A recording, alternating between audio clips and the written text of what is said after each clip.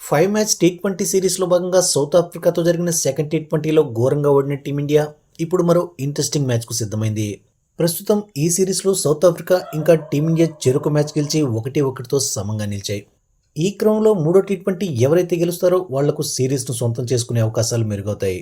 ఇక చెత్త బౌలింగ్ చెత్త బ్యాటింగ్తో సెకండ్ టీ20లో ఓడిన టీమిండియా తమ మిస్టేక్స్ను సరిచేసుకుని విజయం సాధించాలని భావిస్తుండగా, మరోవైపు సౌత్ ఆఫ్రికా కూడా సెకండ్ టీ20లో గెలిచిన జోరును కంటిన్యూ చేయాలని భావిస్తోంది.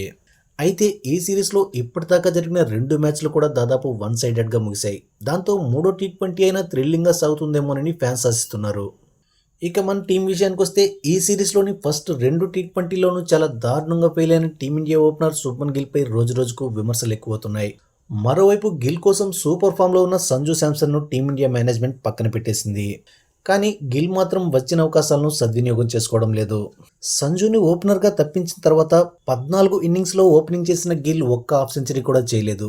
ఆసియా కప్లో పాకిస్తాన్పై చేసిన 47 రన్సే అతడి బెస్ట్. ఈ క్రమంలోనే గిల్ను తప్పించి సంజు శాంసన్ను ఓపెనర్గా కొనసాగించాలనే డిమాండ్ వ్యక్తమవుతోంది. కానీ గిల్కు టీమిండియా మేనేజ్మెంట్ మరో అవకాశం ఇవ్వచ్చు. ఒకవేళ గిల్ను తప్పిస్తే మాత్రం సంజు శాంసన్ ఓపెనర్గా బరిలోకి దిగుతాడు. ఇక మరో ఓపెనర్ అభిషేక్ శర్మ సైతం 2 టీ20లోనూ డిసప్పాయింట్ చేశాడు. కొన్ని బిగ్ షాట్స్తో అలరించినప్పటికీ ఎక్కువసేపు క్రీజ్లో నిలవలేకపోయాడు. కాబట్టి మూడో టీ20లోనైనా అభిషేక్ నుంచి ఒక మంచి మ్యాచ్ విన్నింగ్ ఇన్నింగ్స్ చూడాలి. ఇక మన కెప్టెన్ సూర్యకుమార్ యాదవ్ పరిస్థితి మరీ దారుణంగా తయారైంది. లాస్ట్ 1 ఇయర్ నుంచి సూర్య ఏమాత్రం ఫామ్లో లేడు. ముఖ్యంగా కెప్టెన్ అయ్యాక సూర్య నుంచి ఒక్క చెప్పుకోదగ్గ ఇన్నింగ్స్ కూడా చూడలేదు. కనీసం ఈ మ్యాచ్లోనైనా సూర్య తన బ్యాట్కు పని చెప్తాడేమో చూద్దాం.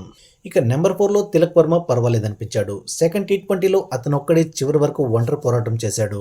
ఇక అక్షర్ పటేల్, హార్దిక్ పాండ్యా ఫస్ట్ టీ20లో రాణించినప్పటికీ సెకండ్ టీ20లో డిసప్పాయింట్ చేశారు. ఇక శివం దూబే గురించి ఎంత తక్కువ చెప్పుకుంటే అంత మంచిది. అతన్ని మరీ నెంబర్ 8లో పంపించి టీమిండియా మేనేజ్మెంట్ తప్పు చేస్తోంది. మరోవైపు జితేష్ పర్వాలేదనిపిస్తున్నాడు. ఇక బౌలింగ్లో వరుణ్ చక్రవర్తి ఒక్కడే అద్భుతంగా రాణిస్తున్నాడు. మరోవైపు టీమిండియా పేసర్స్ జస్ప్రీత్ బుమ్రా పర్వాలేదనిపిస్తున్నా హర్షదీప్ సింగ్ చాలా ఇన్కన్సిస్టెంట్గా బౌలింగ్ చేస్తున్నాడు. సో టీమిండియా పేస్ బౌలింగ్ కూడా మెరుగైతే మూడో టీ20లో టీమిండియా గెలవడం అంత కష్టమేం కాకపోవచ్చు.